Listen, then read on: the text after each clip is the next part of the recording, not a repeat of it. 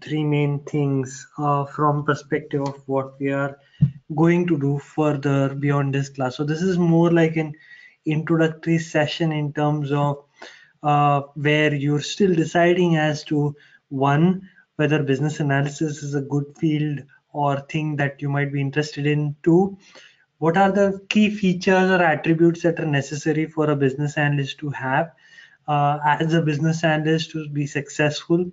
And three, how would this training help you take care of the functionality associated with achieving those goals that you set and take care of it from there? Let me just quickly introduce myself. For those of you who do not know me very well enough, just a few credibility pointers. These are nothing but screenshots that I've taken directly from YouTube. As you can see from these are pointing towards the fact that YouTube is ranking me #1 worldwide. Not only a single video, but my whole channel is ranked as #1. Not only for a single keyword. The most difficult keyword to rank on is the shortest one. Anyone who has done any research in search engine optimization would tell you the same. I'm also ranking #1 for various other keywords, of course, related to business analyst itself. Whether it is business analyst training for beginners, BA training, I have my channel ranking #1 all across these four keywords across the world. And that's the key. There are several other keywords where I'm in the top 3 or better. How do I get that? That is basically because of the appreciation and adulation you bring towards this channel. Other than YouTube, Google, the world's largest search engine, is currently ranking my videos on #1 for their Google Videos section worldwide. Other than all these little trophies that I've collected so far, I've had scores of students convert their training into a job offer. You would find all these screenshots available on Facebook, on Instagram. After taking permission from these specific students, I have been able to promote the same content that they presented to me as a Medal of Honor for me. So let's find out, who is this session for? Why are we here? Why should you be here? What should you be trying to achieve when you're here? Let's go through it step by step. Majority of you that are listening to this right now, taking the time off, are going to fit in one of these buckets that I've presented. You either have recently graduated, your visa status has recently changed from an F1 to an OPT, from H4 to H4 EAD, from H4 to green card. Any of these visa status changes that have recently allowed you to incorporate or start working. You already have a green card, US citizenship, but you're stuck in a dead-end job. You're in a job, but that job is not fulfilling. Somewhere you feel that you could do much better than what you are currently able to perform and take care of. If you are in one of these four boats, then you are in the right spot, right place, where you are going to get a lot of valuable content that would allow you to learn and get better at what we are going to take care of. Let me introduce myself. My name is Akash Dedhia. I have been a business analyst for last 12 plus years. I have been a mentor for the past 6 years. I have trained scores of students that are now having a very fulfilling career in business analysis. I have been a YouTuber since 2 plus years now. I have been on rank 1 worldwide, regardless of the kind of keywords that you would be looking for. Shall I say anything more? Majority of you have showed up to my webinar, basically looking at my channel, following the leads that I have been presenting on those channels to take care of fundamentals from them. What are the most common pre-training doubts that you're going to have? That's something that I'm always hit by before any candidate is looking for enrolling in my training. Some of the questions that you would probably have are, hey, I am not an engineer. I'm not technical enough. I do not have the background. Am I too old? Or is this my cup of tea? Let me answer the question using my personal example itself. It will help you understand how each of those questions can be answered just by looking at my profile itself. I am a BCom graduate from Mumbai, India. I don't even have a degree or an undergrad from the United States. If you have one that is present from here, you're already a step ahead of me. People say I'm not technical enough, right? When I say I am, people say they are not technical enough. But I am not technical either. The only technical aspect of my educational background has been that I just passed class 12th mathematics exams. I can literally prove it by showing you my mark sheet. So I am not having an engineering degree and I am not technical either. What I am is I am very passionate about what I want in life. I chose this path and stuck to it till the end, till I actually achieved success. What I am relentless in my perseverance. I don't stop at anything till I have achieved my goal. Passion and perseverance. You don't need technical education, technical experience, engineering, technical know-how to achieve these two aspects. Now, people say, am I too old? Is this my cup of tea? Just a quick example, I have had students that have never ever worked in their life, business owners that have come in bad times. Because of which now they wanted to move into something that can still give them that lucrative way of earning their way into the lifestyle that they've created for themselves. Were they in the age group of 25, 26, 27? No. I've had students that are well beyond 50s that have been able to convert the training into a job offer and successfully working as a business analyst right now. Let's look at what is available in the market for this specific field itself. Business analysis is a field that is available in this industry for a long, long time now. Long time is okay, but hey, do I get a job after this? If you work for it, there are plenty of job opportunities that are available. Let's look at one of the job portals, Dice.com. Dice is one of the most preferred job portals for IT related jobs. Now, if we look at it from perspective of how we are going to finish it, just find that keyword business analyst in the top left hand side text box. Because I'm looking for it nationwide and keep in mind this is United States data alone, it shows you that there are over 42,000 jobs that are open that have the keyword business analyst associated with it. It could be a senior business analyst, mid-level business analyst, junior business analyst, simple business analyst, data analyst, business system analyst. All of these are combined together to present 42,000 positions. Let's look at another website, Indeed.com. It's more like the price line of the job industry, where you would see that there are over 97,000 positions that are open that have the keyword business analyst in themselves. A few more data elements over here. You can look at the salary data that is present on the left hand side. Over 79,000 positions that are available that are willing to pay $55,000 and above. Over 16,000 positions that are willing to pay $100,000 and above. Which other industry do you think would allow a non-technical person that does not need to have that technical know-how only on the basis of communication skills and people skills and a quick training from Akash would allow you to have those numbers present and take care of it from there? Very few. So let's look at what exactly is business analysis. How does it begin? Where does it start? Where does it end? What exactly are we trying to achieve when we are going through the business analysis perspective? It all starts when a business owner has an idea to make his process, which already exists, whether it's in the manual form or a system that is already existing, more efficient. That is his goal, to make better of his time, effort, and money. So, all begins when a business has an idea. It could be anything.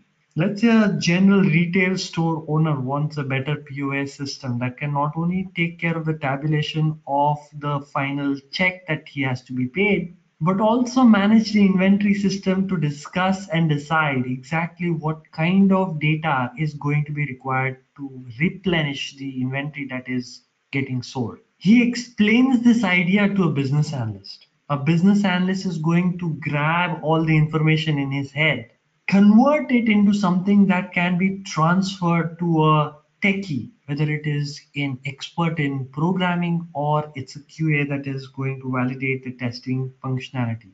This thought process has to be formalized. It has to be made into something that is converted into a long shelf life for the thoughts that you had. Your mind is a tricky thing. You might have a complete understanding, but you will forget this information as soon as you don't have a way by which you're converting into pen and paper, black and white.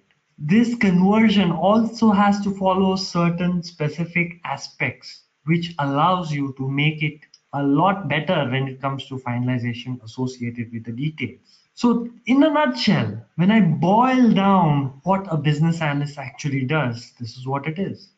We get the idea, we analyze the details after we get the idea, and finally finalize the documentation that is going to be sent as the idea is formalized and presented to the developers and testers.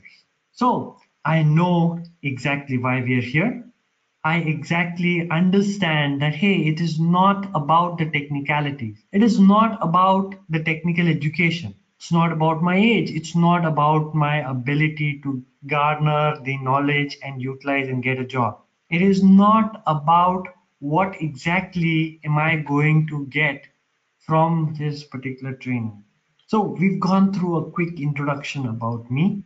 We've gone through the most common pre-training doubts that you might have. I've resolved them.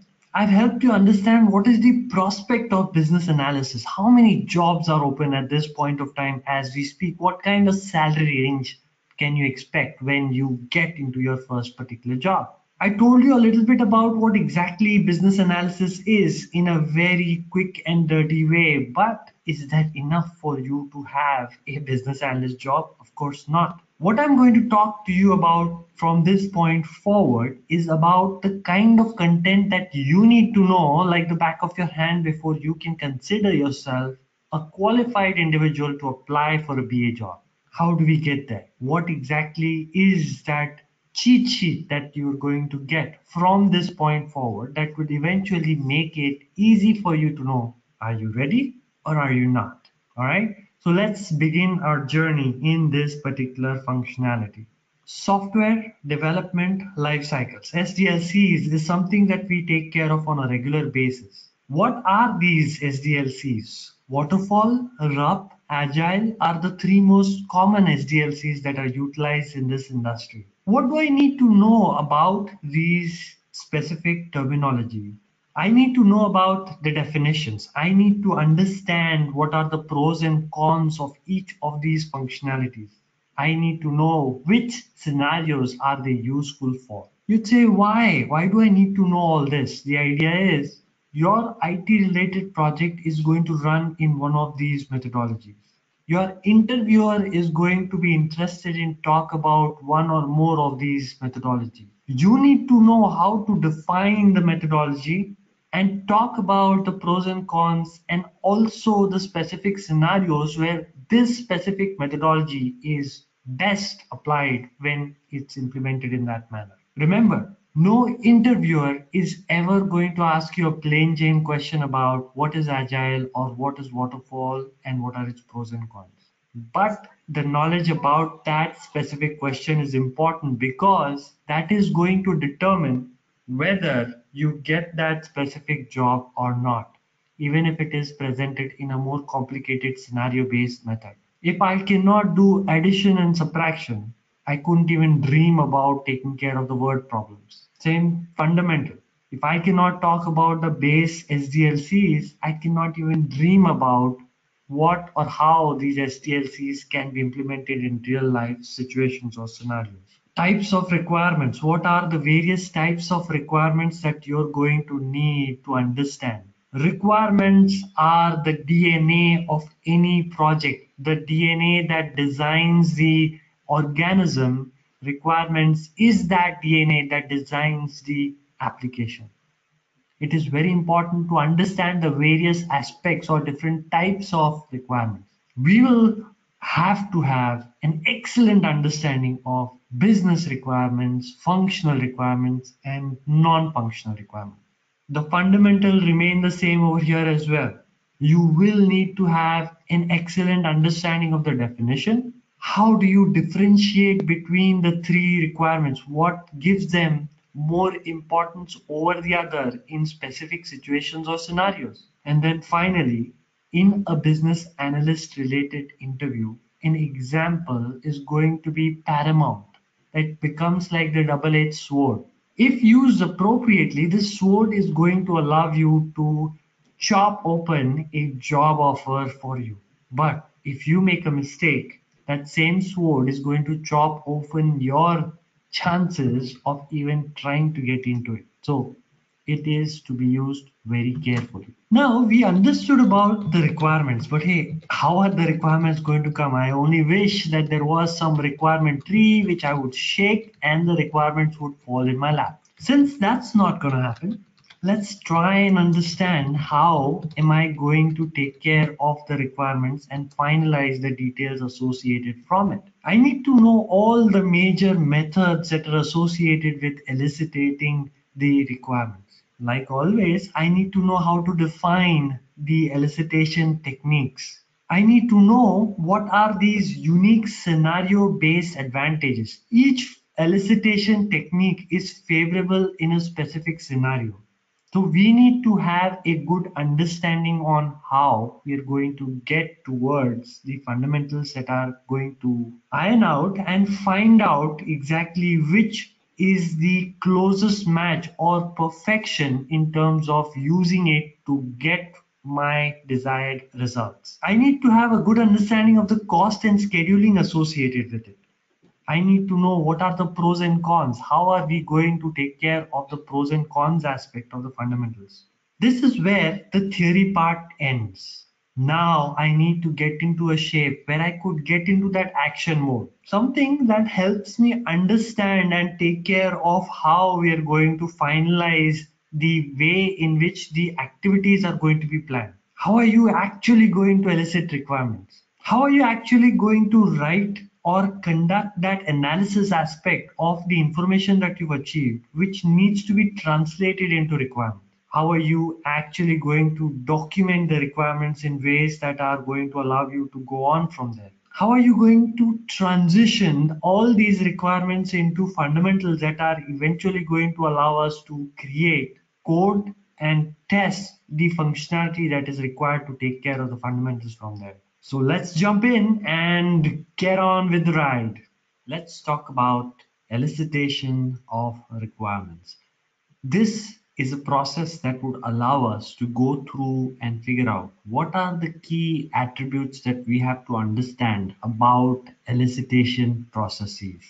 We would like to know the techniques that we have to use. We have to figure out how we are going to practically utilize this specific technique. We would like to learn the art of facilitation. So I would like you to go through that process of actually facilitating a meeting, of how you're going to elicit the requirements that are eventually going to allow you to understand what needs to be created for the process to be complete. While you're going through that hands-on process, that's where you will understand how do you manage the flow. How do you actually go through the process of bringing things back in the focus area? Because this particular process involves many people together, because there are multiple people that are part of this process, you would find that each individual probably wants to drag the discussion in his own baby favorite area which he wants to talk about. As a facilitator, how do I move into that direction where I'm able to not only take care of bringing the flow back, but also managing the people skills of not stepping on someone's toes. This is something that is very, very essential because you might as well have a vice president, a senior director, or someone very high up in the management that is going through the process of helping us to get the details about the project. We will have to understand and learn the type of questions that we have to ask. Now you'd be like, Akash, come on, why do I have to know about the type of question? I'm just going to ask blatantly what exactly the customer needs, and based on it, I'm going to get responses. But you'd be surprised that the meetings have to go through a process of validation.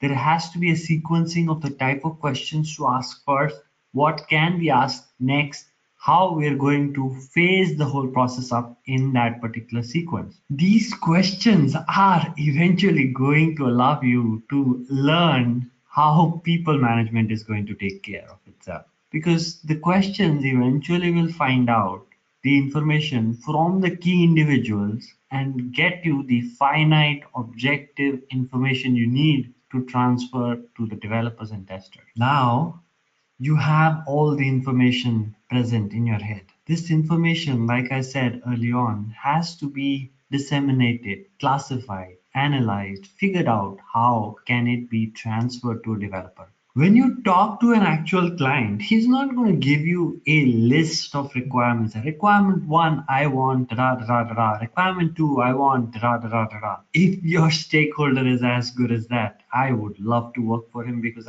in my 12 years, I've never faced a stakeholder that is so clear about what he wants. The requirements are always going to come in a story format, a big data dump that is going to be presented to you, out of which you are now going to have a task of finding the proverbial needle in the haystack. So, how do we take care of this? What do we understand? What can be kept as requirements and what should be kept out because it is not appropriate for the developers to have? It is as simple as, is this piece of information necessary for me to take care of developer to understand the objective cause and reaction relationship? Is it talking about a button that has a specific task that he has to accomplish?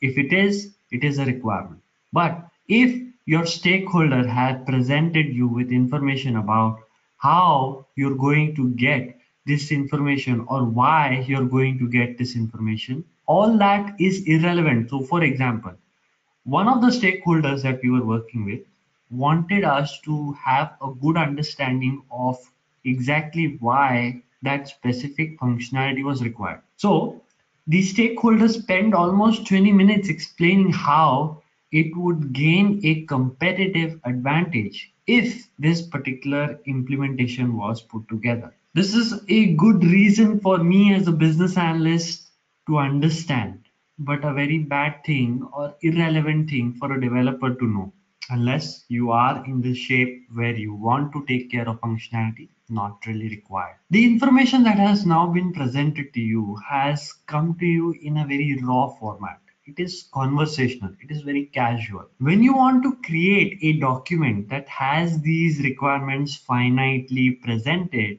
it has to be much more polished. The language has to be much more defined. It has to follow a lot of conventions in terms of how and what needs to be taken care of while we are trying to take care of fundamentals. We're going to verify and validate exactly what is coming in as part of the information associated with it. So we want to make sure, one, it is exactly what the customer wants. Second, we have to figure out whether it is appropriate for the information to be sent across to the developer so that they could actually implement it. The reasons why they want an application to go in place cannot be implemented in the application. It can only exist but cannot give you the whys for the developers, which is why you want to keep them out and take care of it later. The documents actually have to go through a process of allowing you to become a good salesman that is able to sell the same stuff to an Eskimo and a pygmy as well. Why do I say that? It is basically because when we are creating these documents, it first has to go through a vetting out or approval process from the stakeholder. So these are the Eskimos where you're trying to get an approval from one entity. Now the documents actually have to be sent to the developers as well, because they are the people that are actually going to consume it. So these are pygmies. So these two entities are from two different parts of the world, but require you to use the same document to take care of requirement. It's a hard task, but definitely doable, and that is what creates the unique need of a role of a business analyst that is eventually going to help and take care of the fundamentals from there. So while creation of these documents, you created business requirement, functional requirement, non-functional requirement,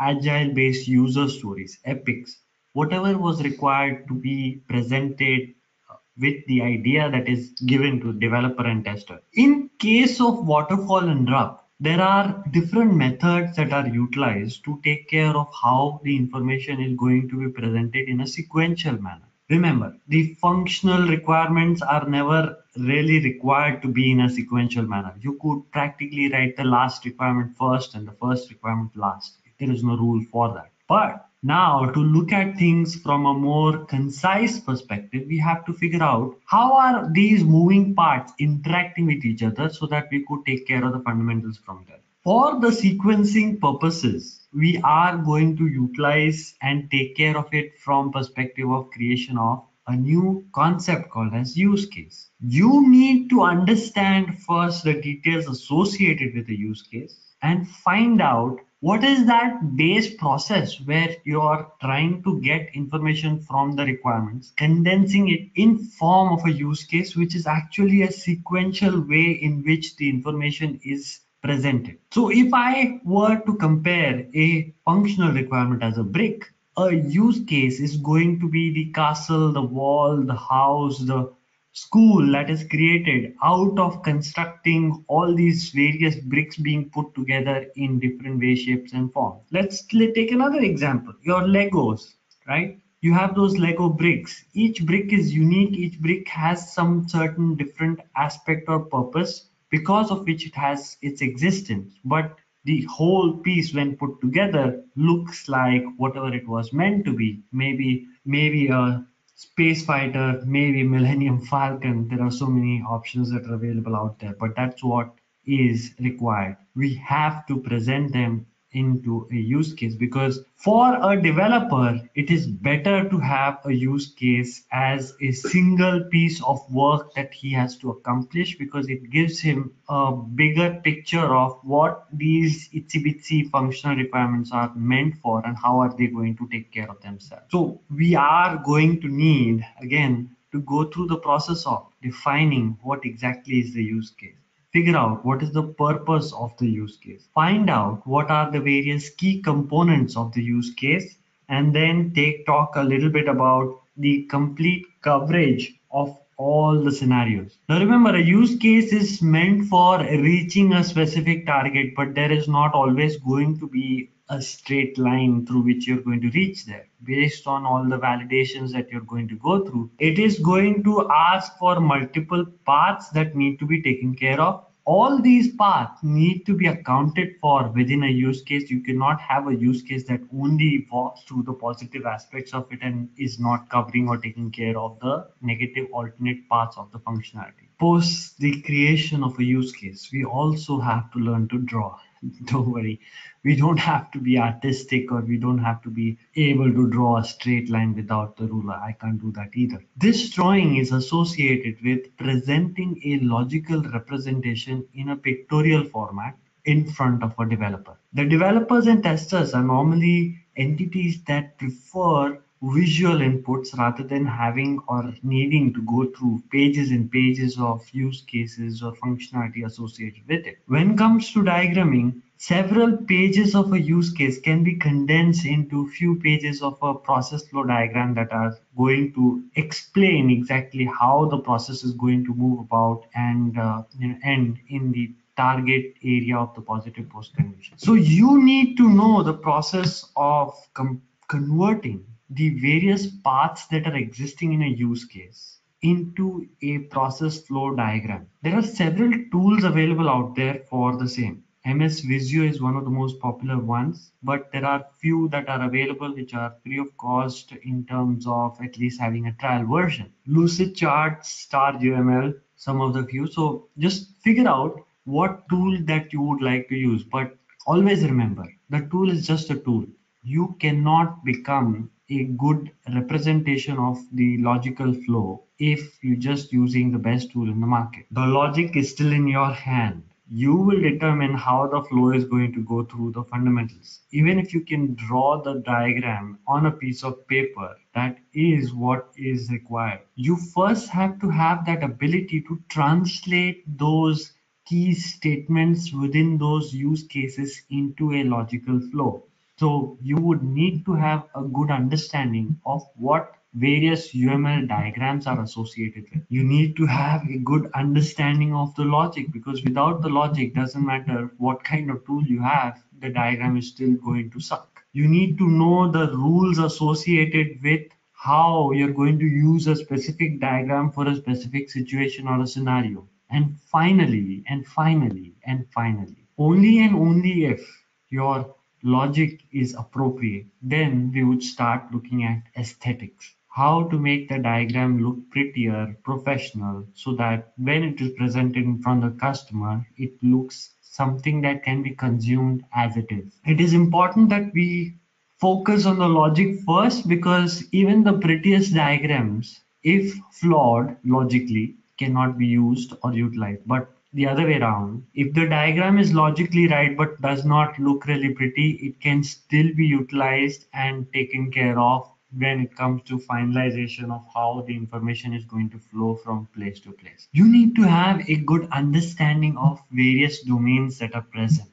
Why? Why do I need to go through domain? Hey Akash, you know what? We've been talking about business analysis and we've been saying that I have to ask the question. So how does it matter if it is a healthcare project or a finance project or any other domain that's out there? If I'm just going to go ahead and ask the question, let me pose a scenario to you. Imagine yourself being hired in a domain which you have no experience or knowledge about. You are going to be invited to several meetings where you are not the facilitator, so you cannot ask the questions right up there. But a lot of information is going to be discussed. A lot of information is going to be communicated within that particular meeting. Majority of the people that are present in that room would have several years of experience behind their back to talk about that particular activity. So they would not be boiling things down to your level just because you don't have the domain knowledge. They would talk as if they have been working there for the last 5, 10, 15 years without realizing that you're part of that particular team which has recently come on board to take care of the fundamentals from. So it becomes very important for you to understand the nature of the business, to understand the basic business lingos, various acronyms, processes that are part of that particular functionality. This will give you an edge over any Tom, Dick, and Harry that is also striving for business analysis from there. Very important. You have to do a lot of homework before you jump in the pool. SQL, structured query language. Akash, I'm applying for a business analyst job, not for a developer's job. Why do I need to understand SQL? A lot of projects these days will want you to have an understanding about SQL, especially when you're working as a data analyst, where you have to have a good understanding of RDBMS basic. Fortunately, RDBMS or SQL is very easy to understand if you're a logical person. There are several free tools that are available that allows you not only to understand the basics, but also practice syntax and figure out how to code SQL. From a BA perspective, you definitely need to have a good sound logic for the rules associated with how the details are put together. I have a 4-part series on my channel that talks about SQL end to end and takes care of how the fundamentals can be fixed. I have to have a good understanding of what basic syntax that I have to put together and able to answer interview questions associated with SQL. QA. Why QA, Akash? What is the fundamental behind understanding QA? QA or quality assurance depends a lot on your requirements. So you have to have a good understanding and bearing in terms of what needs to be accomplished and finished in terms of how QA is going to take place. You just need to have the basics. I have never written the complete set of test cases, but understanding what a test case is important because you probably are going to help guide your quality assurance analyst to take care of how the functionality is going to be finalized. So you need to be able to define, figure out the basics of QA, find the connections, the handshake between the developers and QAs, the BAs and QAs, so that you know where you are going to be a good resource to intervene and find out whether they're able to perform the tasks that are provided. What are the benefits? The idea behind understanding QA is you always want a person that can do more than one thing at a time. You may not be required to take care of QA, but if you understand QA, a resource would be picked over a regular plain Jane business analyst because in future if I need a person to help QA, the BA will walk away because he has admitted that he has no idea about QA, but because you admitted that you have an understanding of it, you would be in a much better shape to understand and help the quality assurance analyst and take care of it from there. That's it, guys. That's pretty much it in terms of what you need. That is the cheat sheet that you need to follow yourself around with in terms of making sure that you are going to get there. But hey, that is just the cheat sheet. Those are just the questions. Where are the answers? How do I get the answers? What do I do to get the answers? There are three basic ways to get the answers. One, I go solo all by myself. I am a good researcher. I go to Google and Google is going to help me out to take care of fundamentals. That is one possible way. I take my chances. I go to various websites where I could try and find a better training coaching class that would allow me to understand these concepts. Another way is trust your instincts. Your instincts brought you here to Business Analyst Guru. You have spent time on my channel. You've gone through the content, you've gone through the quality of content that I provide free of cost. Just imagine the kind of content that you would get when you actually enroll in the class and take care of fundamentals from there. Gung ho, the die hard way. This is when you go solo. Nothing wrong with it. If you can manage information overload, you will be all right because you will have a lot of material that is available free of cost. But you will have to figure out who to trust and who not to trust. Because remember, there is no one agency that has a prescribed list of things that will work in the practical world. IIBA is an organization that takes care of the theoretical finalization of how a business analysis process should run. But trust me, there are very, very, very few organizations that follow the IIBA principles. I have gone through the test myself. I'm anticipating result pretty soon. I am telling you that it is all theory and nothing or very little correlations to practicality. That would be the only agency that you can trust because of its authority. Other than that, whatever you find online is going to be one person saying your word against mine. Here are a few screenshots of quick Google search. If you look for, say, business analyst, the agile methodology, use case, functional requirement, there are millions of results. Even if you were to just browse through the top 10 and try to get the best possible answer out of it, you would find that each of these top 10 would provide you a different perspective, different way of talking about the functionality. And 99% I guarantee would be all about theory, theory, theory, no practical approaches provided. Great. So now you're looking for practical. You're looking for ways by which you can actually learn the activities and not just understand the theoretical aspects of it. You sure must be feeling lucky because if you provide your number to Selekha, Ignazar, or any other websites that allow you to find these organizations, you would be inundated with calls from all these companies that are trying to grab your candidature for their specific training. Now comes the phase where you're going to talk about analysis paralysis. You have 10 different companies that are vying for your candidature. Who do you pick and why do you pick them? Every organization is promising you sun, moon, and stars. Every organization is committing to the best possible quality of training that is going to be provided. Ask yourself, how many of these organizations have actually owned the organization that is trying to get in touch with you? Ask yourself, how many trainers actually go through the process of making that sales call to you? Have you ever gotten a sales call from the direct person that is going to take care of the fundamentals from there? At the end of the day, these trainers are hired guns, people that have been hired for a purpose. The purpose is solved by going through the training based on whatever has been provided. They probably have a PowerPoint presentation that has been created by someone, and you just have to go through and read through it. It is important that you get the information that you need and only that. You don't need to get the fluff. I don't need to create a course that is 60 hours long to vie for your candidature.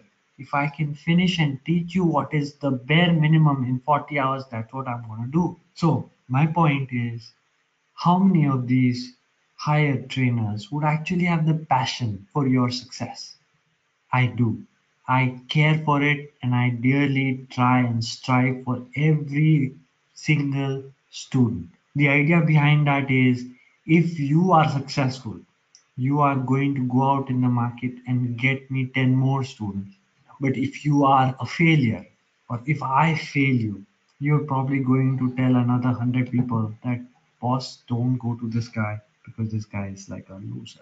Awesome, guys. You guys are still sticking around.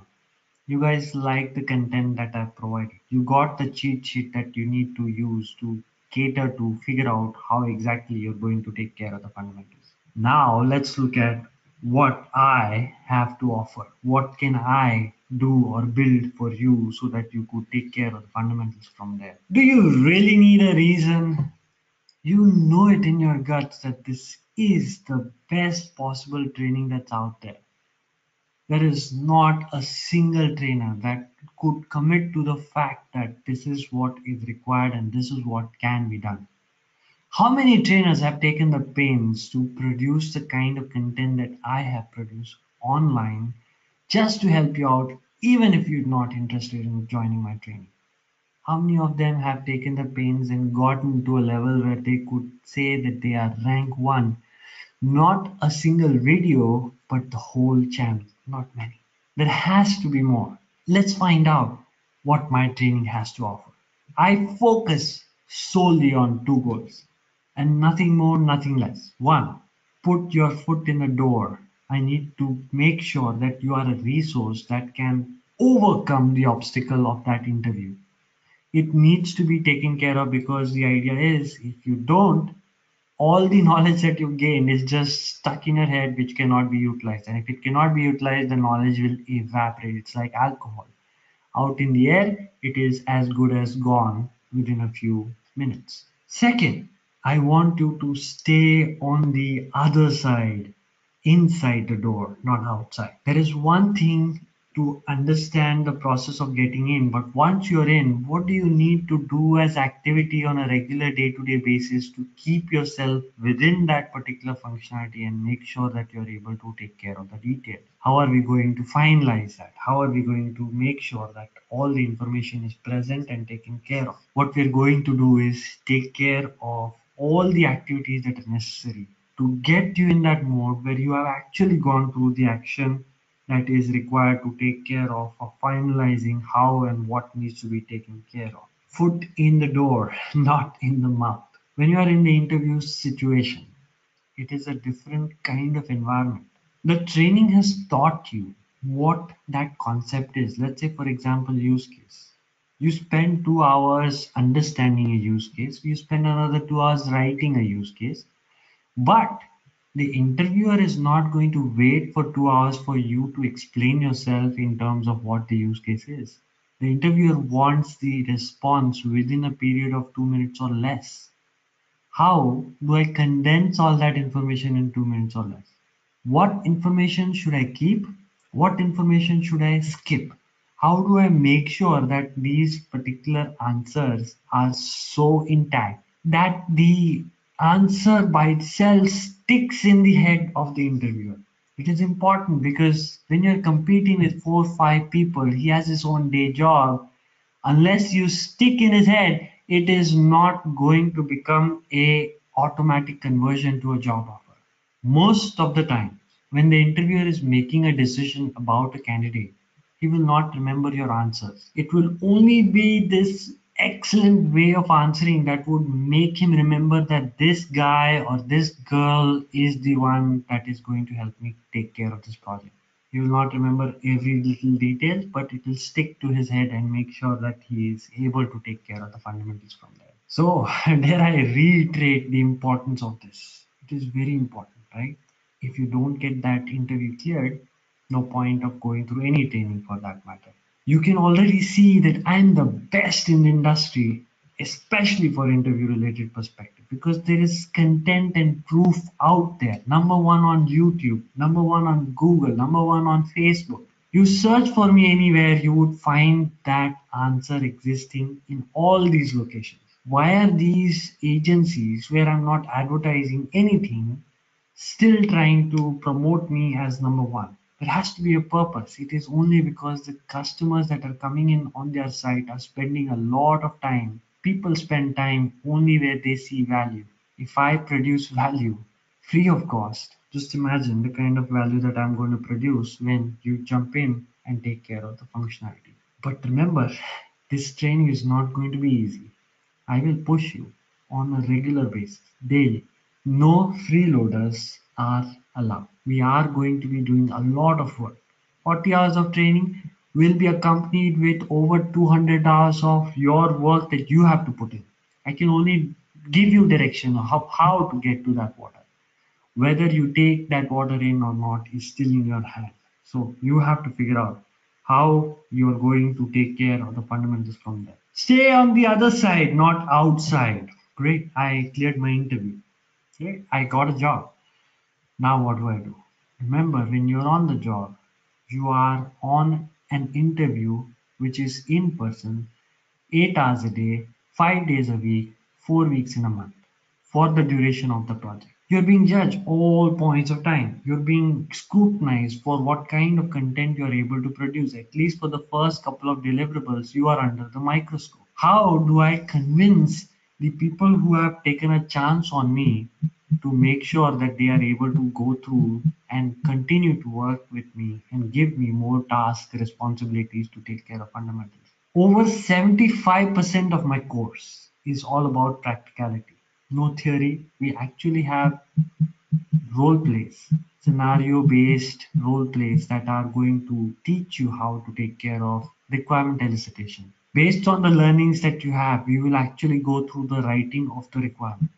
Based on the requirements that you write, we will actually create use cases. Based on the use cases you create, we will create the diagrams.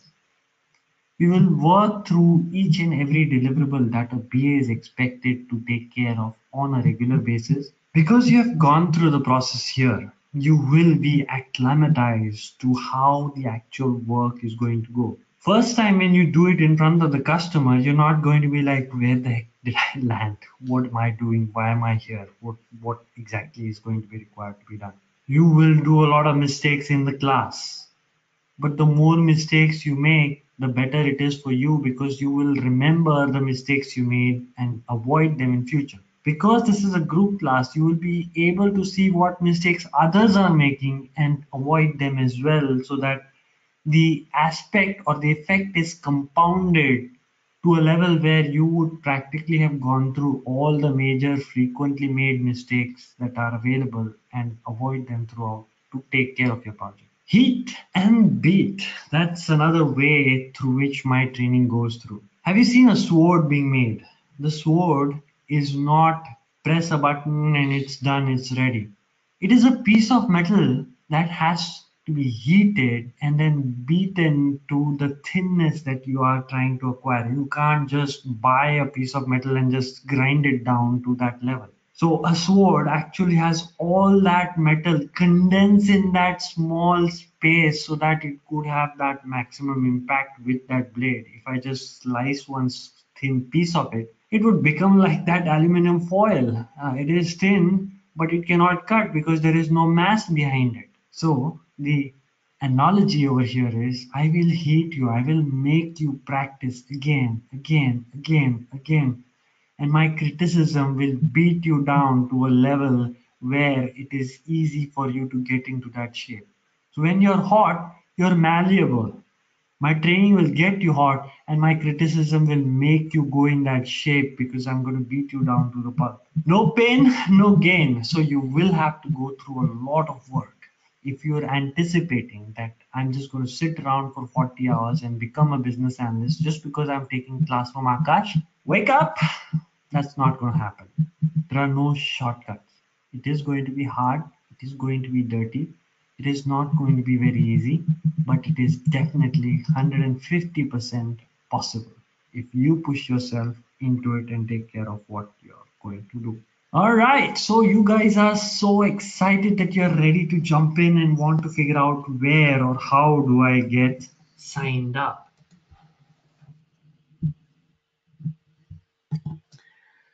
So that's pretty much it in terms of the prep class that we're going to do. In terms of Agile, I do take care of classes associated with professional Scrum Master.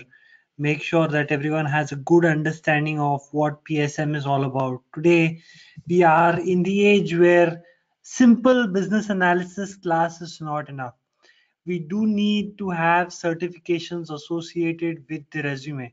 We need to make sure that everyone is in the methodology associated with how they can get an edge over someone else, because there are hundreds if not thousands of candidates vying for the same job that you're going to be applying for. How do you grab the attention of your recruiter for that extra 5 seconds so that he could look at your resume a little bit more beyond what has been taken care of? So that's pretty much it in terms of what I wanted to cover. Uh, if you guys have questions, feel free to address it towards iTeLearn and we could take care of it from there. Ashna, I'm pretty much done in terms of what I wanted to cover. If you have any other closing remarks, feel free to add them here. No, Akash, I'm good. Thank you. It was a great session. Yes, we would definitely, get in touch with each of the attendees personally. So the team would call them, have a conversation with them, and we'll see how we can take this forward. Okay. So Awesome. for now, team, you can wait for the next email that we would be sending it to you, or a call that you would be receiving from the team, wherein we'll share further details about the course, and as and how you're interested, we'll take this forward. All right. That is it from my end, Akash. So thank you. Thanks for joining in. No problem. So shall I just, end the presentation? Okay. Yeah, we can end the presentation, Akash, but there's a Q&A question. If you can, do you see that? If you can answer that before we leave, from Oh, Anwar sure. Kulkarni. What are the three important key skills which any BA should have? And where I'd say there are two main skills instead of three. Okay, I'll make your work even easier, shorter. One, you need to have excellent communication skills. If you lack that, you would not be successful in any job, but in business analysis, you won't even survive. The idea is you are going to be in front of a customer, talking to him, asking him questions, writing documentation based on the responses, communicating, listening to the details. So you're on the money at all points of time, right? You're the face of the complete IT team. That's what the customer sees, not the developers, not the testers, just you. Second, because it's a team sport, it's not something that you can go in some corner and get it done yourself. It's a team spirit, or you have to have that people management skill that needs to be taken. You're not going to be a leader, okay? Don't get me wrong. The idea is you still have to be cordial enough or be presentable enough that you are going to create that team bonding spirit within the folks that you're going to be working for to get things done. Sometimes you will need favors. Sometimes you will need someone to go above and beyond. It's only when you have that kind of bonding can you expect someone to go beyond what is actually required to take care of the functionality. If you have these two, everything else comes secondary. There are other aspects that people talk about. You need to have a little bit of analytical mind. You need to have an ability to go through the fine details. All those are necessary, mandatory, but that could all be acquired on the job. But these two are mandatory. These two cannot be acquired immediately during a training. I cannot train you to be a good communicator. I cannot train you to be a good team player. That has to be instilled in your personality beforehand before you jump into any business analysis training. Does that answer your question, Anvay? Awesome. All right, guys. So I hope this added some value. I do love for these introductory sessions to add value because the idea is, according to me, time is the most valuable resource in this world. Everyone has a finite set of time that they have in on this planet, and you chose to spend almost an hour with me. So I thank you from my bottom of my heart for spending the most valuable resource that you have with me. Any kind of certification for BA? Anway, we have a lot of certifications nowadays. For BA specifically, IIBA is the organization that is the pioneer in certification. They provide 3 levels of certification. For a beginner, it is an ECBA. For a mid-level, it is CCBA. And for an experienced senior level person, it is CBAP. But then there are certifications that are popular in Europe, which is called BCES. There is a certification by PMI, it's called PMBA. So these are some of the BA specific certifications that are available in the market. FII, I am a certified business analyst professional, CBAP certified individual. So that's another, let's say, chip on my shoulder.